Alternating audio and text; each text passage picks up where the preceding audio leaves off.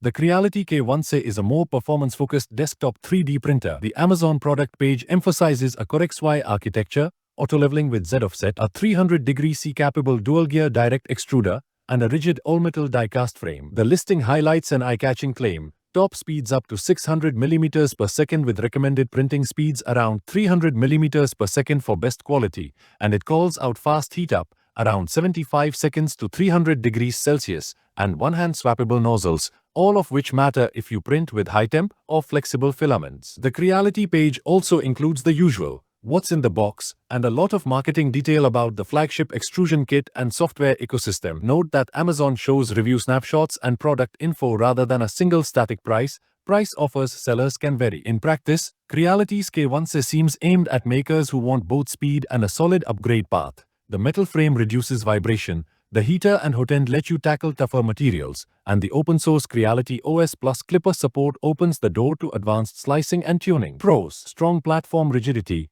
rapid heating, versatile filament support, including TPU, and a modern feature set for enthusiast-level printing. Cons: high advertised speeds require tune profiles to get top-level quality, and as with many cutting-edge printers, you'll need to invest time in calibration and firmware updates to squeeze the best results out of it. If you are serious about fast, reliable desktop printing and are comfortable tuning prints, the K1 SE is a compelling choice. And yes, we share buy links in description box.